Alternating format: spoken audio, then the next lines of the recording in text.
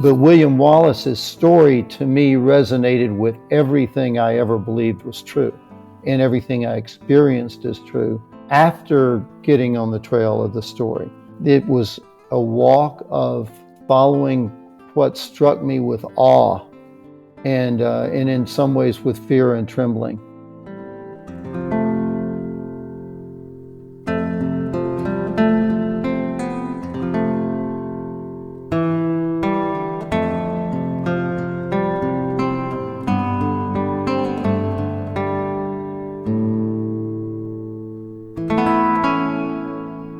Welcome to Simply Scottish. I'm your host, Andrew McDermott. Today, my voice is a wee bit hoarse from being under the weather the last few weeks, but it's okay, because I've got a gift for you already wrapped up and ready for you to enjoy. First, a bit of context. In 1995, a movie came out that changed my life. I was a young 16-year-old immigrant from Scotland, trying to navigate life in my adopted land and at the same time figure out what I had left behind. Then I went to the theatre in the summer of '95 and watched the story of William Wallace and Scotland's fight for independence come to life before my eyes. A fire ignited in me that year that continues to burn brightly today. It's the reason I started Simply Scottish in the first place. Well, can you guess what movie I'm talking about yet? That's right, Braveheart. You've heard the saying, dancing in the streets. Well, I literally was dancing in the streets of South Texas when Braveheart won Best Picture of the Year, along with other Academy Awards, at the Oscars. I was filled with patriotic fervour, and that passion has fueled my efforts to promote Scotland ever since. So, I was very excited to get the chance recently to sit down with Mr. Braveheart himself, the man who wrote the story of William Wallace as a movie, Mr. Randall Wallace. In a conversation that lasted about an hour, we talked about his experience of bringing Braveheart to life, his successful career as a Hollywood movie director and screenwriter, and we unpacked some of the lessons from his memoir, Living the Braveheart Life, including the importance of teachers, mentors, and fathers, and how to be a warrior, and how to live in freedom. You're not going to want to miss any of my conversation with Randall. I'm releasing the full interview over 2 episodes of the podcast. I'm also going to make the video of our interview available as well, so look for that on YouTube and at simplyscottish.com. In a few minutes, part 1 of my interview with Randall Wallace. First, let's set the stage with some music, as is our custom. One of the relationships portrayed in the movie Braveheart is William Wallace's wife, Murren. According to an epic poem about Wallace by Harry the Minstrel in the 15th century, one of the reasons Wallace begins his campaign to fight back against English tyranny was his love for Marion Braidfoot and his grief after she was killed. Unfortunately, no factual evidence survives to substantiate this part of Wallace's life. Some historians even go as far as saying Marion is a fabrication. Whatever the truth might be, one of Wallace's first confirmed acts of rebellion was killing the English Sheriff of Lanark, Sir William Heselrigg, in 1297. This act suggests a deeply personal reason for Wallace taking up arms against the English aggressors. Was it the loss of his wife or family members? Or was it his love for Scotland and a desire to defend the freedom of his fellow Scots? While we ponder that, let's listen to a stirring song from Elaine Meyer. From her album Promised Land, this is Thigpen's Wedding. Here I set my face unto you, here I speak my heart's true vow, here I choose to walk beside you, loving only you, my heart speaks true, forevermore from now. I will love you in the dawning and in the bright noonday. I will love you in the even. Every day I live, my heart I'll give. I love you from my grave. I have heard God in your laughter. I have seen him on your what he's after, for he wrote your name on my heart in flame. It's a wound I'll not erase. We will mount the wings of morning. We will fly before the wind. We will dwell within the mystery of the glories of Jehovah's love, a circle with no end. We will pitch our tents towards Zion in the shadow of his love. We will covenant between us. We will covenant with the earth below and with heaven up above. We will covenant with the dust below and the spirit up above. I'm delighted to welcome to the show Mr. Randall Wallace, writer of the 1995 blockbuster movie Braveheart. His work in screenwriting and directing is also behind the critically acclaimed box office hits We Were Soldiers, Pearl Harbor, Secretariat, and Heaven is for Real. His films have earned more than $1 billion at the box office. He was nominated for an Academy Award for Best Original Screenplay for Braveheart, and he's also the New York Times best-selling author of 7 novels and a memoir called Living the Braveheart Life. Randall, thank you so much for joining me today. It's great to be with you, Andrew, and I love your whole idea. You're simply Scottish. It's great to get to visit with you in this way. Yes, thank you so much.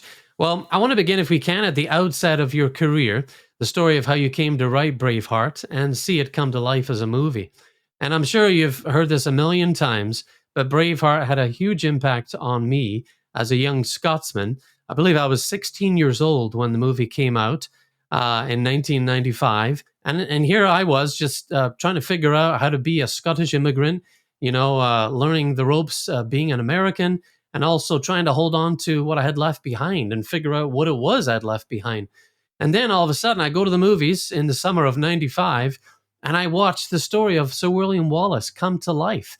And tears streaming down my face. I was working at the movie theater at the time. So when the movie came out, I got to dress up like Wallace and put paint on my face and just really go at it and have fun with the folks that came to see it.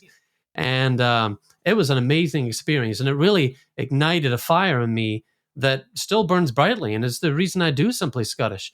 It just gave me an amazing opportunity to become Scottish and realize what that really meant. So before we go any further, I just wanted to thank you for your efforts in bringing this story to life. Wow, Andrew, that's a divine story. That's incredible. And if you've got pictures of yourself, and surely there are some of you, then I would love to see them. So please send them on. One of the things that really rattles around in my head about what you just said is that Braveheart helped in your journey to discover your identity, and it has been that for me as well. I've described it several times, so I hope I'm not being redundant here. But I was newly married, and I wanted to have children, and my wife and I got pregnant, and she knew her ancestry, and I didn't know mine, and we had taken a trip to the UK, and I had heard there were Wallaces in Scotland, so we went up for a look around, and it was in Edinburgh at the Edinburgh Castle that we walked into the entrance, and suddenly I saw a statue of William Wallace. And that led me on this journey because I didn't know who he was. I asked a member of the Black Watch Guard standing there, "Who is this William Wallace?" And he said, "Our greatest hero." And it took my breath away, really, to think that I'm an American keenly interested in history, and here's the greatest hero of Scotland whose last name I share, and I've never heard of him. And that, of course, intrigued me, but it wasn't just the mystery of it being a mystery, but it was what that story was profound beyond measure to me. I know I'm going to be kind of confusing here, but when people would ask me if I'd done a lot of research, I'd say, well, yeah, I read the New Testament. And that doesn't make any sense to, a lot of people, and particularly if you didn't grow up as I did in the Christian faith. But William Wallace's story to me resonated with everything I ever believed was true and everything I experienced as true after getting on the trail of the story. It was a walk of following what struck me with awe and in some ways with fear and trembling. There are theologians who will say the beginning of a relationship with God is the fear of God. Well, this story scared me, Andrew, because it was so huge and so meaningful to me. And I didn't have a sense that it was going to be meaningful to the whole world. I didn't even ask the question. It was like, it was so meaningful to me, I had to follow it. And when it turned into something that people all over the world could see truth in and could relate to in their own way, it became a guidepost for me about believing and stepping out in faith. So you got to reinvigorate Wallace's story. You got to tell his story because you recognized key aspects of his life in your life. And in doing so, you just get to transfer his experience and relay it for a whole new set of generations. That's a special thing. Not much is known about Wallace's early life. We have Blind Harry's 15th century poem about Wallace, although aspects of that are hotly debated still. Did it seem to help you that there wasn't too much out there about him? Was that limiting or was that freeing as you channeled his story? I think it was freeing, Andrew, and freeing not in the obvious sense of there were no or very, very few accepted historical facts to act as a fence on my imagination or on my, I want to say vision more than imagination, because it truly felt that William Wallace and his story were telling themselves to me. I even had a dream during the pre-production phase of Braveheart. I was there working with Mel in a hotel, and I had a dream so vivid I thought it was real. When I awoke, I wasn't sure it hadn't happened. In my dream, I was asleep, and there was a knock on the door, and I opened it, and William Wallace was standing there. And he had come to talk to me about what we were doing. And you can make of that as you will, but I felt that I was unrestrained by scholars' collections of facts, but that if I really looked at the story, then what I would choose to tell would be consistent with the truth, if not consistent with literal facts. As in, when you're making a movie, you're trying to tell the story in 2 hours, and in every art form, you're taking a slice of something and saying, in this, what I'm aspiring to is to say, in this slice is the whole truth in some way. It's like a favorite picture of a loved one, and you say, in that look, I see everything about them. And that was the way it was with William Wallace. When I started to write the story, Andrew, I didn't expect what represents the first act of the movie, or most of the first act in a 3-act structure of Braveheart. His whole childhood, I had not imagined at first would be in the movie, but I started to write it as a kind of warm up for the story.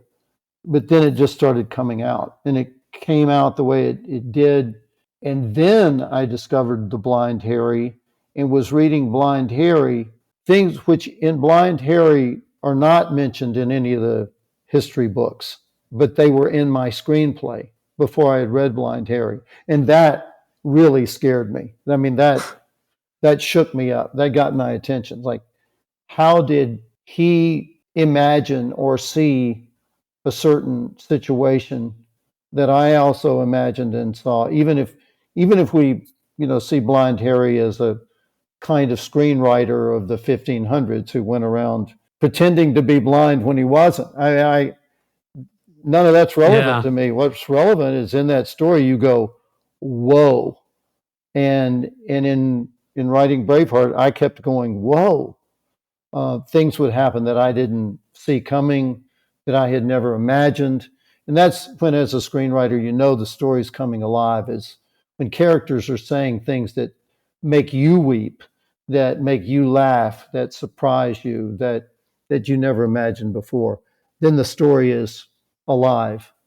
And it sounds kind of funny, to say, well, I didn't have a lot of facts, but it makes total sense that you would have the ability to get to the pure aspects of the man William Wallace and not be distracted by all the facts and all the things he did and all the places he went, but just really get to the heart of the man.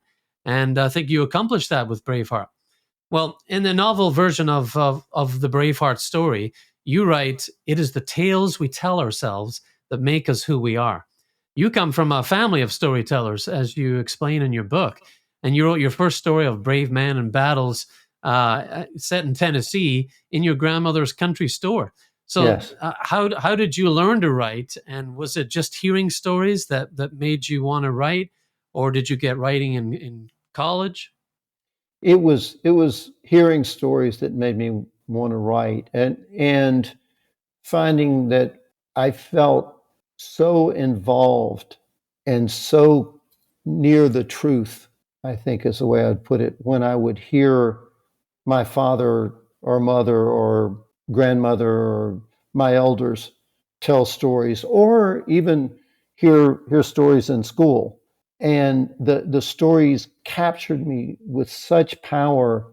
And it wasn't, I hasten to say, not just in what we think of as traditional narrative, but stories like listening to Ode to Joy, uh, and listening to great hymns sung in church with the organ thundering. The feeling that I got then was like the feeling I got listening to stories. It was all something of transcendence and power. And then I just found that I enjoyed telling stories. And when I was writing them, I felt peculiarly alive. So when I got to school and started to study writing formally, I had the experience, which I suppose is good for any student, of saying, ah, what I have learned in studying formally is that this is not something that you can formally learn. It's studying other people's writing as a student can inform you of certain things, but it doesn't tell you how to get out and do it. That's another level of things. And you had quite a bit of practice telling stories. You've written songs. You early in your career worked in television. You had a lot of practice telling those stories, and you also got those stories from your father and your mother and just people around you in your family and your community. So it Yes. sounds like you absorbed a lot of stories, and that gave you the ability to tell them well. Well, after Braveheart, and we'll come back to Braveheart when I talk about this awesome book, but after that movie, you went on to write and or direct several box office hits. You got to work with Mel Gibson again in 2002's We Were Soldiers. That's the story of the first major battle of the American phase of the Vietnam War. And at one point, Lieutenant Colonel Hal Moore is asked, "What do you think about being a soldier and a father?" And his response, I think, was pretty cool. Well, he would hope that doing well at one would make him good at the other. Can you speak to that? I know you fathers and warriors figure a lot into your storytelling. Why is it important to show these aspects of life on the big screen? I think that I don't know of any other relationship in life that's as important as fathers and sons. It's not to say they're more important than mothers and daughters or fathers and mothers, but the father-son relationship is sacred and profound and the greatest adventure I could ever imagine. And I hadn't even imagined it when I realized I wanted to be a father. I just realized I wanted to be a father. I didn't know how great a journey it would be when I took the first steps, but I think we pass on our greatest loves and our deepest values in that relationship. It's fascinating to me, Andrew, that you quote that line from We Were Soldiers. I watched We Were Soldiers again for the first time in maybe 20 years, just a few nights ago. Some of my friends from Pepperdine, I live in Malibu, and Pepperdine University is there, and it's a great university. And these young men who are leaders there, young leaders of that university, asked me to come to watch We Were Soldiers with them.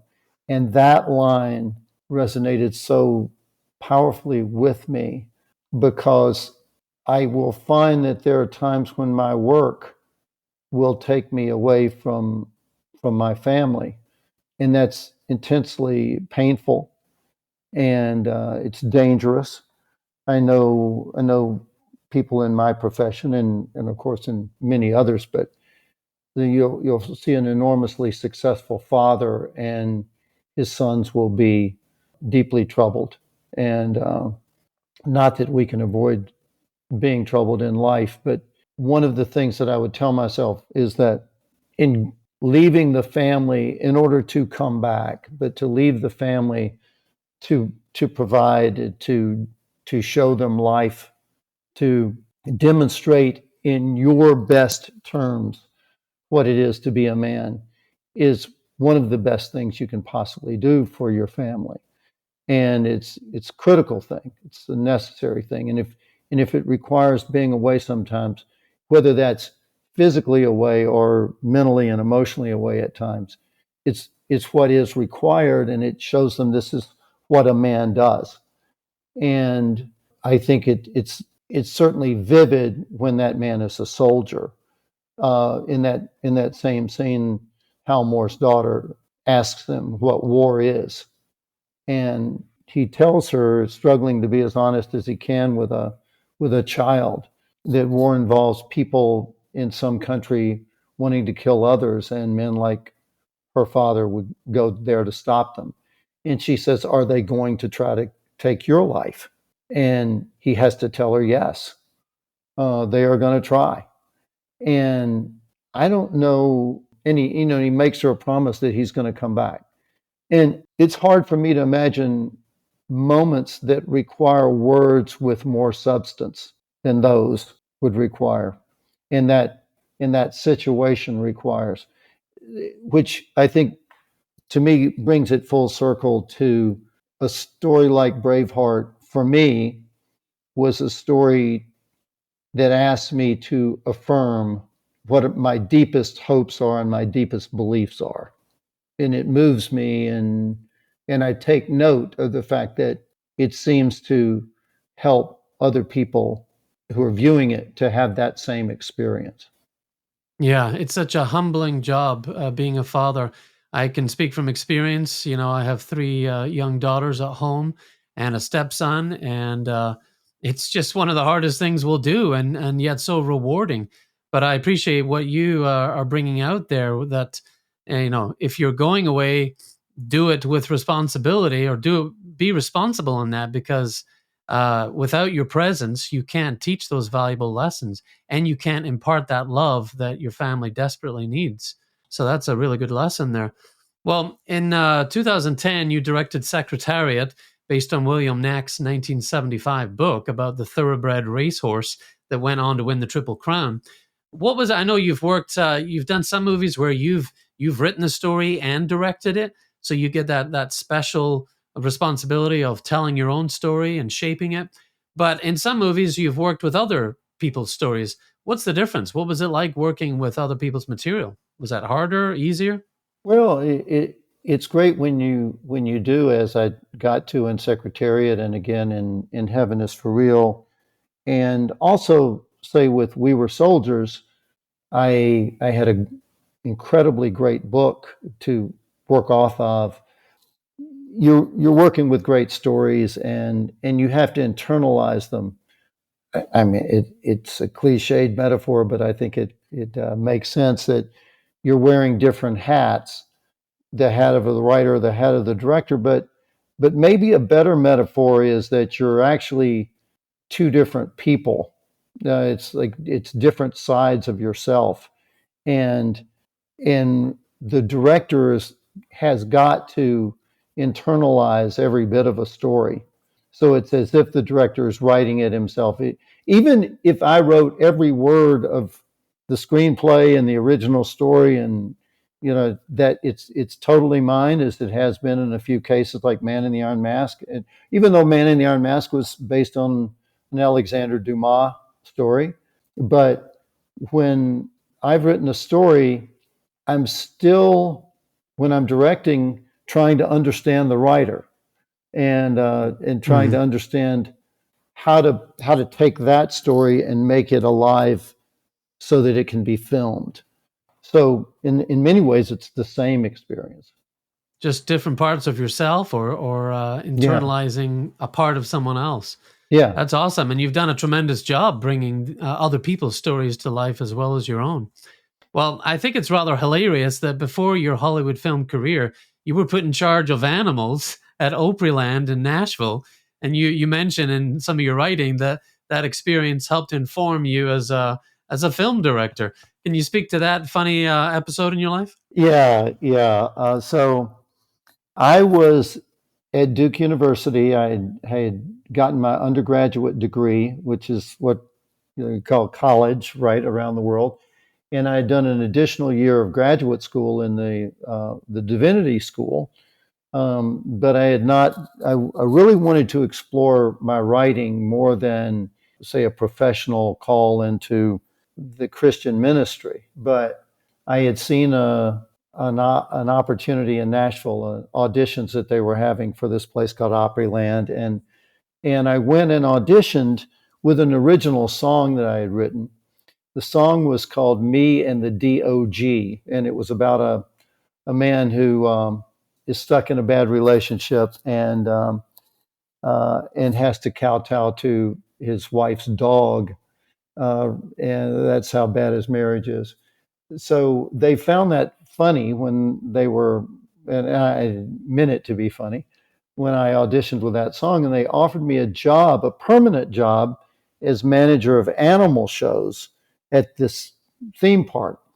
And in the animal shows, there were barnyard animals trained to play musical instruments.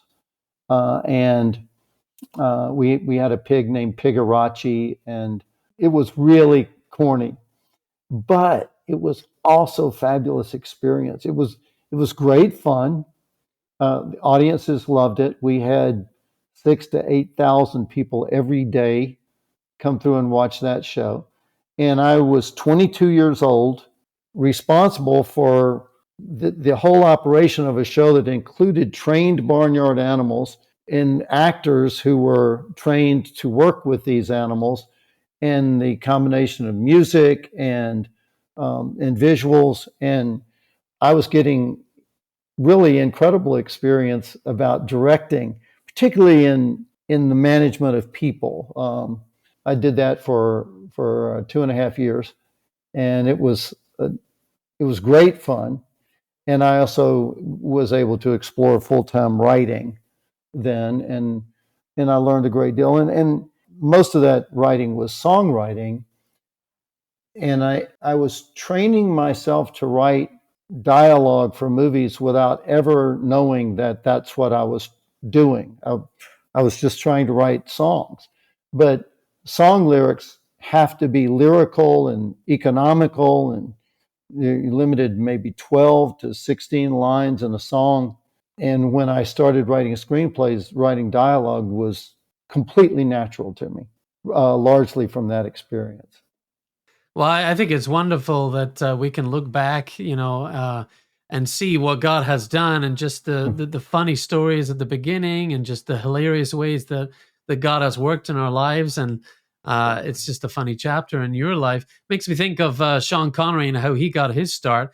His first film, or one of his early films, was Darby O'Gill and the Little People. It was about leprechauns. It was just a funny Irish musical, and guess who was watching that? The producer of the Bond films, Barbara Broccoli. And if he hadn't done that, if he hadn't have, taken that role, then he may never have become Bond. So it's awesome, and that's in keeping with God's story, isn't it? God's economy, he uses broken people. He uses people that haven't a clue what they're doing. And he can bring about amazing things. And I think you testified to that in your stories. That was the first half of my conversation with Braveheart writer Randall Wallace. Don't miss part 2 of the interview, where I discuss Randall's book, Living the Braveheart Life, Finding the Courage to Follow Your Heart. We also talk about how Randall defines freedom and how he draws out the theme of freedom in Braveheart. He also discusses some of his current projects and what he's working on next. If you'd prefer to watch my chat with Randall, I'm posting the video version on YouTube and at simplyscottish.com, so look for it there. Let's close with another song by Elaine Meyer. I am a poor wayfaring stranger, traveling through this world of woe. Sounds familiar. The song's called Poor Wayfaring Stranger. I'm Andrew McDermott. Join me again soon for more of all things Scottish. Until then, be of good cheer, and thanks for listening. Simply Scottish is hosted and produced by Andrew McDermott. Show content copyright Simply Scottish Media. All music is used with consent of copyright holders. Continue your Simply Scottish experience at simplyscottish.com. Thanks for listening. But there's no sickness, no toil or danger in that bright land to which I go. I'm going there to see my brother. I'm going there no more to roam. I'm going there way over Jordan. I'm going there to my new home. I know dark clouds will gather round me. I know my way is rough and steep, but beauteous fields lie just beyond me, where souls redeem their vigil keep. I'm going there to see my mother. She said she'd meet me when I come. I'm going there way over Jordan. I'm going there to my new home. One of these mornings, and it won't be long now, all men shall rise and stand side